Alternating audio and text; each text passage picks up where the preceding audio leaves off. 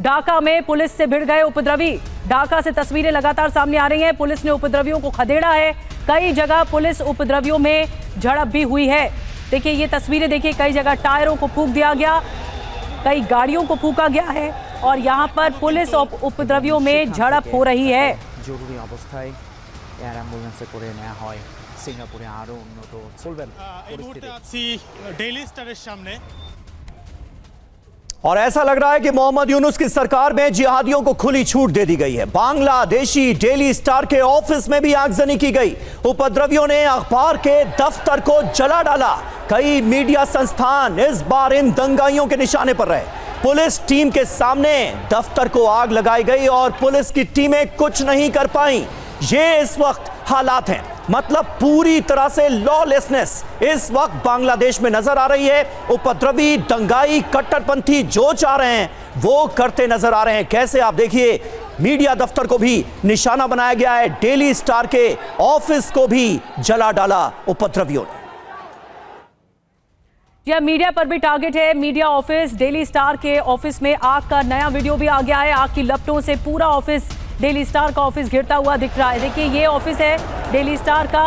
यहाँ से ये प्रिंट मीडिया का दफ्तर और ऑफिस के बाहर जिहादी कट्टरपंथियों की भीड़ भी देखने को मिल रही है। ये अनरेस्ट लगातार पनप रहा है। बांग्लादेश में शांत नहीं हो रहा है। जब से केयरटेकर मोहम्मद यूनुस की सरकार बनी है तब से ही बांग्लादेश सुलग रहा है। आग का तांडव देखने को मिल रहा है। आग की ऊंची ऊंची लपटें आप देख रहे हैं। मीडिया ऑफिस को इस तरह से जला दिया गया।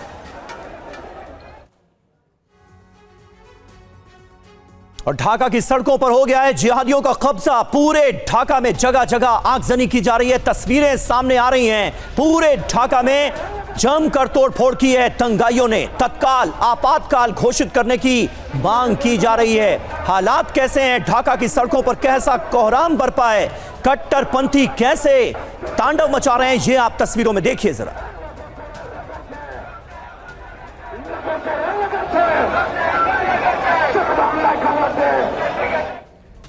और एक और बड़ी खबर है, उस्मान हादी की मौत के बाद हिंसा ही भड़की है और देर रात उस्मान हादी की सिंगापुर में मौत हो गई।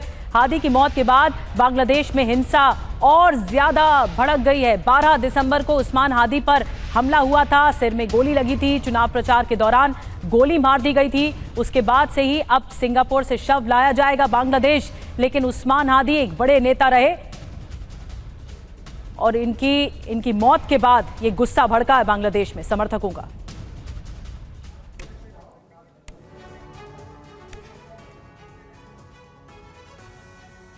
तो हादी की हत्या की साजिश, इसके बड़े सबूत मिले हैं। सब कुछ जिस तरह से अंजाम दिया जा रहा है ये प्री प्लान्ड है। ये हम क्यों कह रहे हैं? सबूत नंबर 1, हमले का पैटर्न टारगेटेड, योजनाबद्ध तरीके से इस हमले को अंजाम दिया गया और जानकारी ये मिल रही है कि इस हमले की प्लानिंग काफी पहले कर ली गई थी।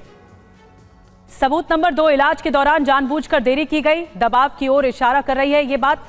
सबूत नंबर 3, भारत विरोधी था उस्मान हादी, हत्या से एंटी इंडिया सेंटिमेंट भी भड़क रहा है। सबूत नंबर 4, घटना के बाद नैरेटिव वॉर सामने आ रहा है क्योंकि चीन बैक स्टेज पे समर्थन कर रहा है। चीन पाकिस्तान समर्थक अकाउंट्स अचानक से एक्टिव हो गए। और सबूत नंबर 5, यूनुस का चीन पाक प्रेम, इशारे पर भारत विरोधी एजेंडा साफ तौर पर नजर आ रहा है। यानी हम ये जो बात कह रहे हैं कि सब कुछ प्री प्लान्ड वे में अंजाम दिया गया है, इसके पीछे बहुत खास रीजन है। मजरुल इस्लाम साहब हमारे साथ मौजूद हैं, बांग्लादेश से वरिष्ठ पत्रकार है। मजरुल साहब, 37 लाख का इनाम घोषित है हादी के हत्यारों के लिए पुलिस की ओर से। ऐसा लग रहा है कि एक वीटो पावर मिल गई है कि ये बस चिंगारी भर थी हादी की मौत और फिर पूरा बांग्लादेश सुलझाने की जानबूझकर कोशिश हो रही है। इतना ऐसा लग रहा है एक तरह से ये वीटो पावर है। पाकिस्तान भी समर्थन कर रहा है इस बात को कि बांग्लादेश में आग लगी रहे, अनरेस्ट रहे, और चीन भी इसी बात का इशारा कर रहा है। बेसिकली देखिए, अब जो गवर्नमेंट है ये है इंटरिम गवर्नमेंट, आपको पता है। पॉलिटिकल गवर्नमेंट के आने के बाद जो सिचुएशन अब बांग्लादेश पे चल रहा है, वी आर एक्सपेक्टिंग वो सब सही हो जाएगा। इंडिया बांग्लादेश रिलेशन भी पहले जैसे होपफुली विल रिटेन हो जाएगा। मगर आप जो सिचुएशन चल रहा है, एक मॉब कल्चर चल रहा है बांग्लादेश पे, ये मॉब कल्चर आपने सिर्फ डेली स्टार का नाम बताया कि डेली स्टार के ऑफिस पे हमला हुआ था, दरअसल मैं आपको ये बता दूं, डेली स्टार के पास से प्रथम आलो दूसरा एक बड़ा जी। पत्रिका है, वहां भी हमला हुआ है। इवन दो हम जर्नलिस्ट लोग ये सोच रहे हैं कि प्रेस जो था मिनिमम 20-30 किलोमीटर दूर ढाका की पेरिफेरल एरिया नारायणगंज, जिसके बीचों बीच एक एरिया है काचपुर, जी जिन प्रेस से ये जो पत्रिका पब्लिश होता था, उन प्रेस पे भी अटैक हो गया। So, मजरूर all साहब, these लेकिन attack- आपके हिसाब से ये कौन लोग हैं जो अपने ही देश को जलाने पर आमादा हैं? आप देखिए, बांग्लादेश की अस्मिता से जुड़ी इमारतों पर हमले किए जा रहे हैं, मुजीबुर रहमान के घर पर हमले हो रहे हैं, बांग्लादेश के पत्रकारों पर हमले हो रहे हैं। तो ये कौन से लोग हैं जो अपने ही देश को जला रहे हैं, और जला रहे हैं तो किसकी शय पर? बेसिकली अटैक की जो टारगेट आप देख रहे हैं, ये गवर्नमेंट को एस्टेब्लिशमेंट या अदर्स जो इंपॉर्टेंट केपीआई होता है, उन पर हमला नहीं हो रहा है। हाँ। हमला जो चल रहा है, हर हमले टारगेटेड है अवामी जो प्रीवियस गवर्नमेंट था, उस गवर्नमेंट की एस्टेब्लिशमेंट और जो जो जो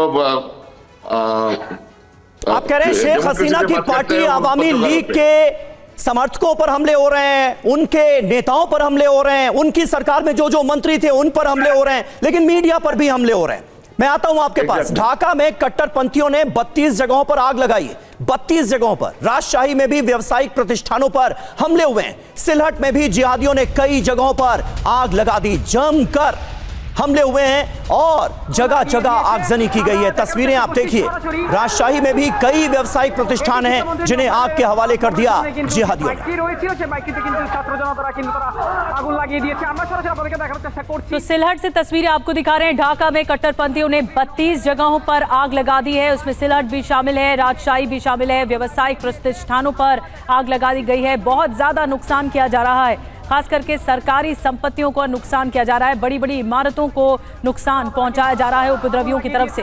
जो कट्टरपंथी हैं वो हावी होते चले जा रहे हैं। 32 जगहों पर आग लगा दी गई और पुलिस काबू में करने के लिए हालात इस वक्त पूरी तरह से बेबस नजर आ रही है। पुलिस का कोई पैरा नहीं है और बाकी समर्थक लगातार आगजनी कर रहे हैं, पत्थरबाजी कर रहे हैं।